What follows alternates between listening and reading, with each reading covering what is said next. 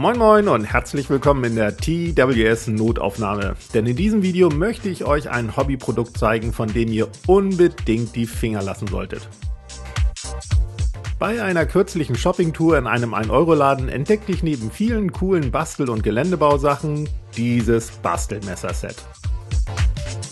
4 kleine Cuttermesser für nur 1 Euro sind natürlich ein verlockendes Schnäppchen, aber man muss gar nicht erst die Verpackung umdrehen und die grauen Abenteuer der Rückseite betrachten, um das pure Gruseln zu bekommen. Klar, die Cuttermesser sind absolut billig verarbeitet. Was will man bei 1 Euro für 4 Stück auch erwarten? Da mag der Plastikgriff noch so sehr nach Konfetti glänzen und der Feststellmechanismus einen sicheren Halt der Klinge vorgaukeln. Aber oh, Überraschung! Die Klinge lässt sich selbst im arretierten Modus fast mühelos vor- und zurück bewegen. Da hätte sich der Hersteller die Halterung auch direkt sparen können. Der Knaller ist aber der schwarze Sicherungsstopfen am Messerende, der beim Zurückziehen der Klinge ein Herausrutschen verhindern soll. Der ist reine Deko und hält nicht. In Buchstaben N-I-C-H-T, nicht, gar nicht, niente, nada, nix. Wer also zu schwungvoll zurückzieht, kann gleich die Pflaster holen. Eine fast genauso große Verletzungsgefahr geht von dem glitzernden Plastikschaft aus. Stellt euch mal vor, da wäre jetzt eine Klinge drin und ihr würdet das Messer mal mit etwas mehr Druck führen. Seht ihr, was ich meine?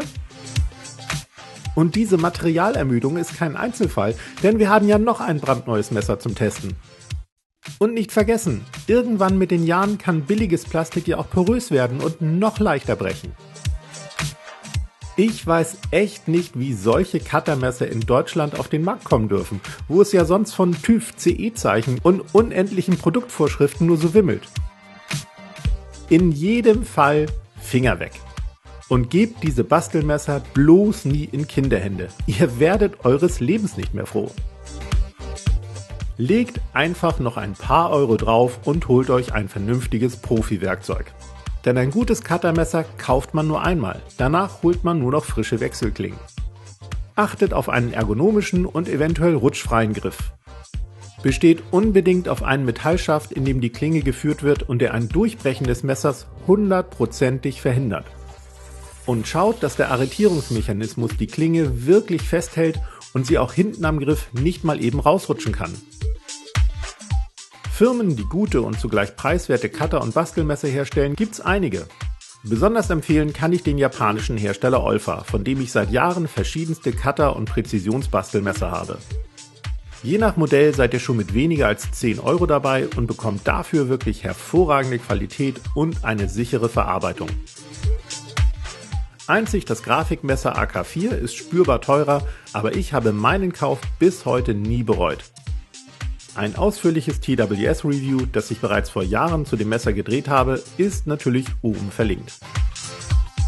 Und egal für welche Cutter- oder Bastelmesser ihr euch entscheidet, ihr wisst nun jedenfalls, worauf ihr unbedingt achten solltet. Seid natürlich obendrein weiterhin beim Schneiden vorsichtig, damit wir uns auch nächsten Freitag wiedersehen können. Bis dann!